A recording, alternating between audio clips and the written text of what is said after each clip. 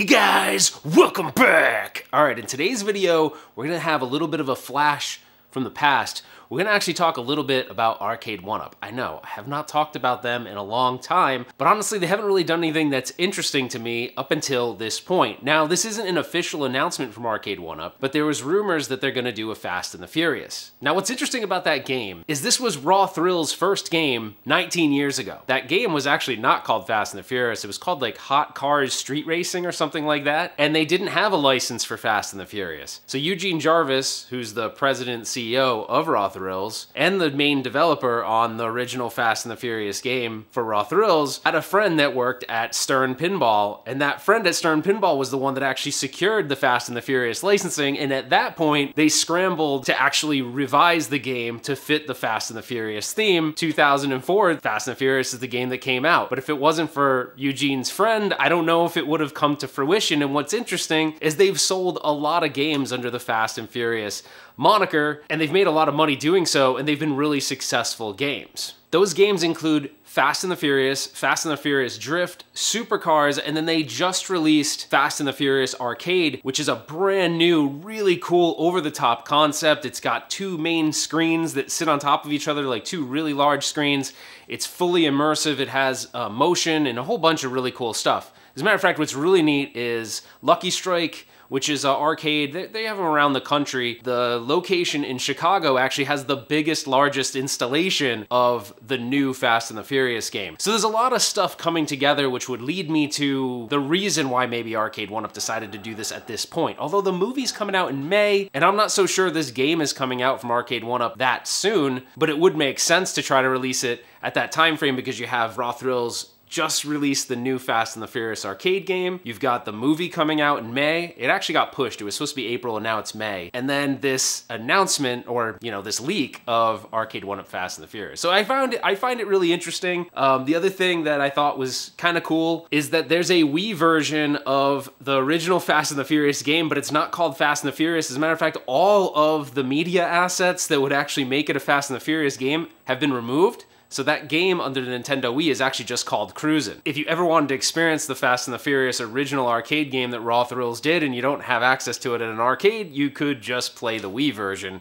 which is kind of interesting. It's pretty much the exact same game. Now I hear a lot of like, it's just a clone of the Cruis'n games. Well, keep in mind, the lead developer on the original Cruis'n games is Eugene Jarvis, so it would make sense that Fast and the Furious would feel a little bit like maybe an older Cruis'n game. To me, it's a spiritual successor to Cruis'n Exotica, but it's not really fair to say it's a clone. I don't think it's a clone. There's some unique gameplay elements to it. Obviously, it's skinned a completely different way, but I do think it's unique enough to stand on its own, and it does feel like a progression from Cruis'n Exotica. The graphics are better and things like that. The thing that was interesting about the game is it plays on a Windows XP. It's like a Windows XP embedded, whatever that version of like that streamlined version of Windows. It played under that. It does have a dedicated graphics card. It's gonna be interesting to see how they port this game over to play on what would be cheaper, not very powerful single board computer hardware, which is what Arcade1Up uses. So it'll be interesting to see if they can pull it off and make it look good, or at least be identical to the arcade release. But I really like this game. Am I gonna buy the Arcade1Up one? No. I actually used to own an original Fast and the Furious. Got it for like $250 at auction, and it was broken when I got it. It needed, I think it was literally like the hard drive cable was unplugged, and I think there was a problem with the video card, the way it was seated. I reseated it, plugged in the hard drive, and off I went, and it was working just fine. I played it for a while. I really do enjoy the game. It is a good game, but it is interesting that that's the one that Arcade1Up decided to go with. Now, they did sell a bunch of the units. Now, for me, I wasn't nostalgic for Fast and the Furious because I was way out of the arcade by 2004. So for me, it wasn't really,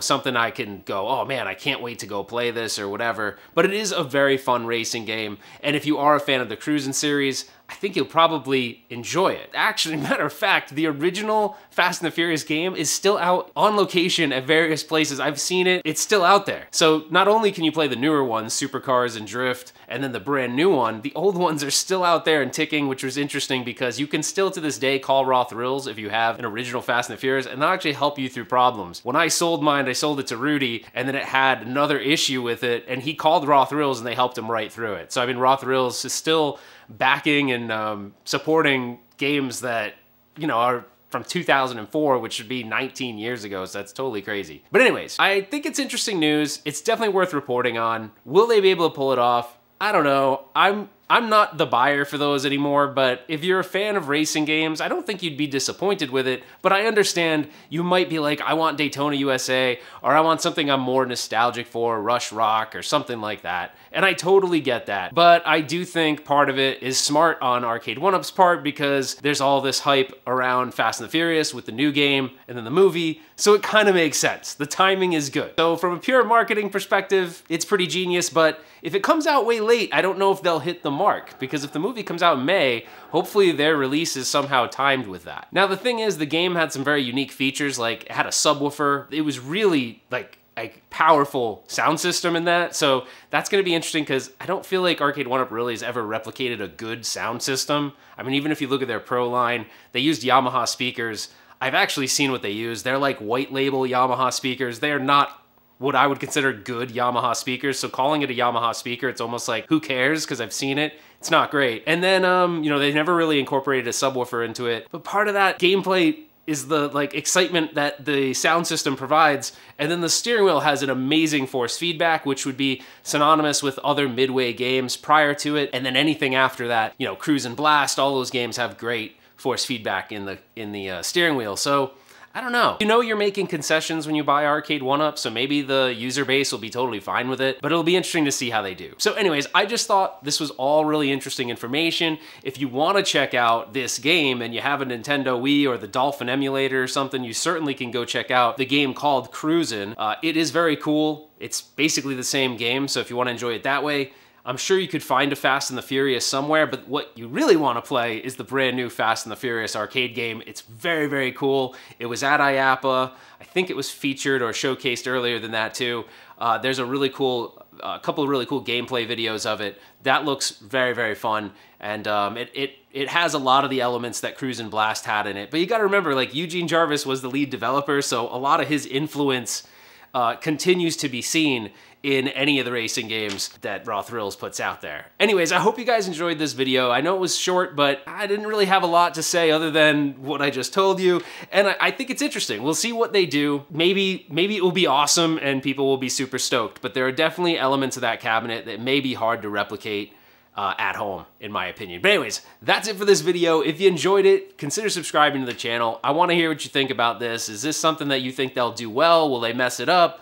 They haven't really had a good track record lately. They've been messing up a lot of stuff. And I don't look at these videos frequently, but when I do, it kind of seems like there's a lot of negativity, or they haven't been doing so well, a lot of customer complaints. So I don't know what the overall feeling is around Arcade1Up. It seems like the popularity of it is kind of going down, like it became a little bit of a fad, although the core audience, the ones that are watching all these videos all the time, seem to be still somewhat engaged, but I think they're waiting for something new. And 1UP has exhausted a lot of those really, really good titles that people wanted in the first place. Now, there's tons of great arcade games, but you have to remember Arcade1Up needs to sell to a mass audience. So if they don't think thousands and thousands and thousands of people are gonna play a game, they're not gonna manufacture that game. So we'll see. It's gonna be interesting, to say the least. Hopefully you guys enjoyed the video, and we will see you on the next one.